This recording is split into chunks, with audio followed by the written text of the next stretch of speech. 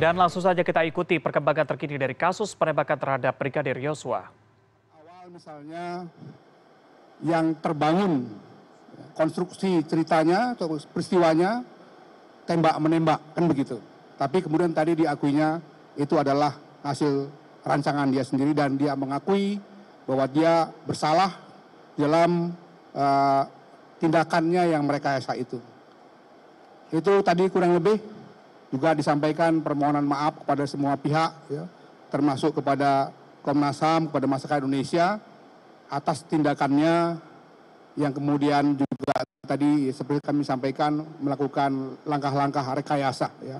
Tapi sekali lagi dia pada akhirnya mengakui bahwa dialah yang paling bertanggung jawab terhadap semua peristiwa ini, dan dengan pengakuan yang seperti ini kita berharap nanti proses penyidikan dan selanjutnya sampai persidangan bisa menghasilkan satu keputusan peradilan yang seadil-adilnya sebagaimana kami sampaikan sejak awal, yang merupakan ya, fokus dari Komnas HAM dalam hal ini berlangsungnya satu proses hukum yang fair sehingga semua pihak terutama yang menjadi korban bisa mendapatkan keadilan. Sekali lagi itu yang tadi kita dapatkan atas seluruh pengakuan yang sudah disampaikan kepada kami bertiga tadi di ruang tertutup. Selanjutnya mungkin Pak BK untuk menambahkan beberapa hal yang lebih detail.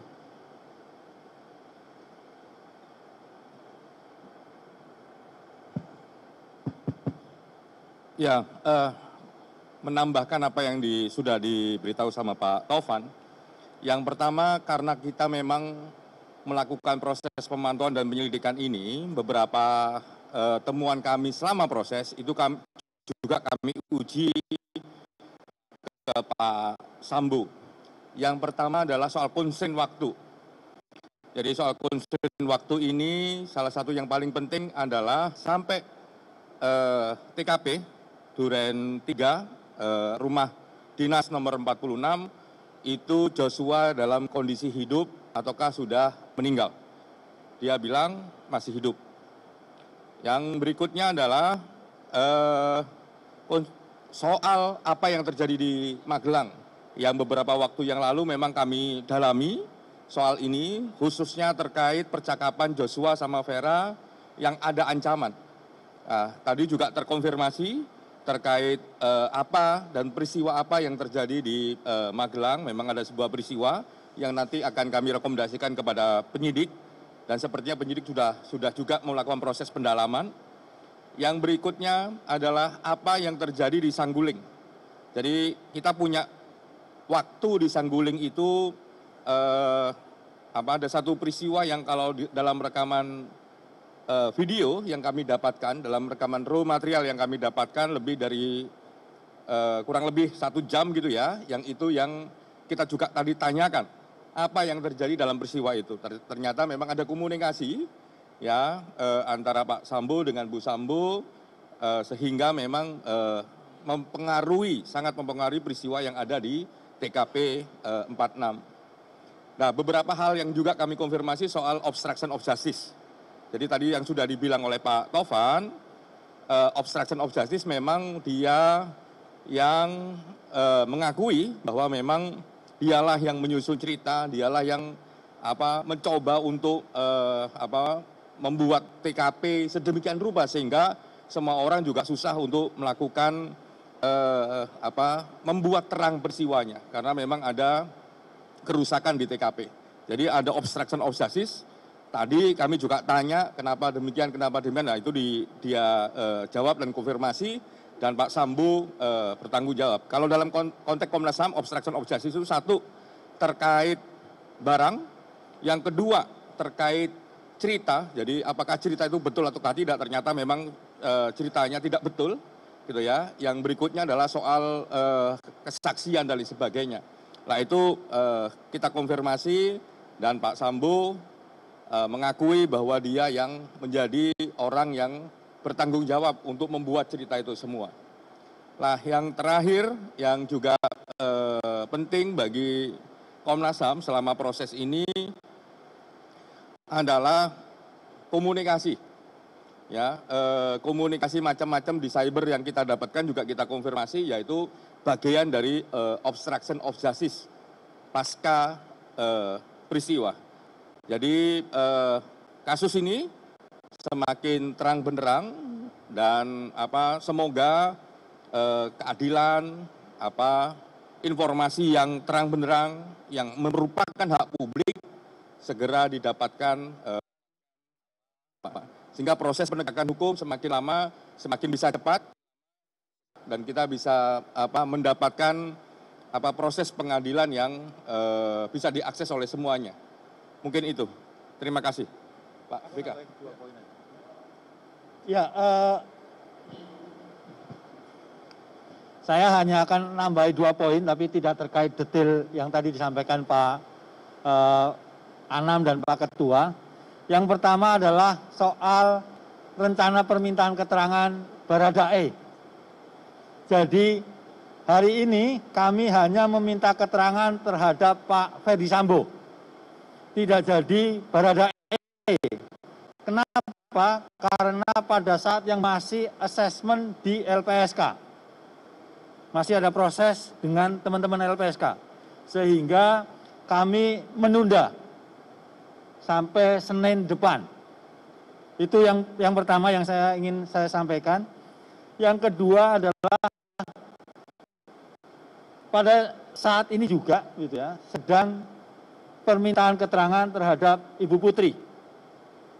Jadi ada teman-teman Komnas Perempuan dan juga anggota tim dari Komnas HAM sekarang sedang meminta keterangan dari Bu Putri. Rencananya malam ini semoga sudah mulai ya gitu. Jadi saya kira tambahannya hanya itu saja terkait dengan proses yang dilakukan oleh Komnas dari siang hingga sore hari ini. Terima kasih. Oh ya. Ya, jadi tambahan aja. Jadi ketika meminta keterangan Pak Ferdi Sambo, tidak hanya kami begitu, tapi juga ada anggota tim staf Komnas yang ikut kemudian memastikan materi-materi pemeriksaan ini bisa lancar begitu disampaikan ke Pak Ferdi Sambo, dan Pak Ferdi Sambo juga responnya juga lancar juga begitu, dan kemudian sehingga prosesnya lumayan ya cepat lah ya, lumayan cepat karena memang secara umum konteks peristiwanya kan sudah ketahuan semua begitu. Saya kira itu ya. Terima kasih.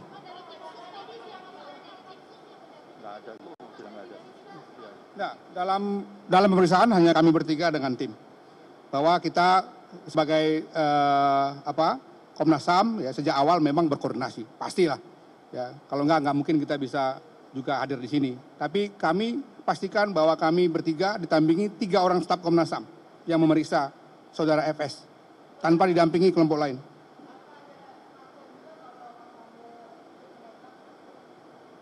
Ya itu saya kira biarlah penyidik yang menjawab ya. Yang penting dia tadi sudah menyampaikan semua hal yang dia katakan inilah sebetulnya peristiwa sebenarnya. Poin utamanya dia aktor utamanya. Dia aktor di utamanya. Yang kedua dia mengakui bahwa dia yang merekayasa. Atau yang tadi disebut sebagai obstruction of justice. Detail tentang itu saya kira biarkan nanti penyidik yang bicara.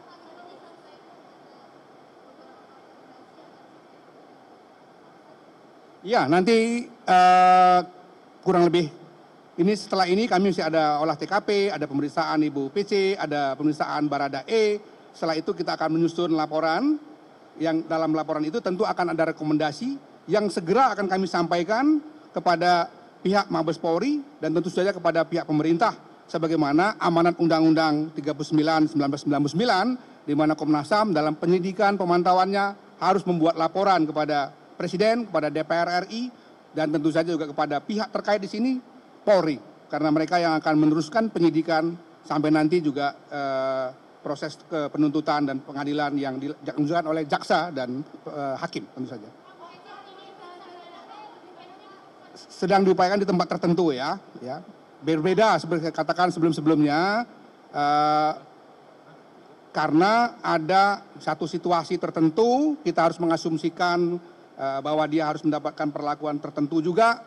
Kita sedang berupaya untuk mencari tempat yang membuat dia lebih leluasa ya untuk menyampaikan apa yang dia tahu, apa yang dia alami dan dia rasakan. Oke ya? Gimana? Nanti dalam laporan akhir kami akan sampaikan semua. Detail, sedetail-detailnya. Gimana? Oh itu soal Papua, soal damai Papua. Ya? Barreskrim kemungkinannya ya. Oke ya, makasih.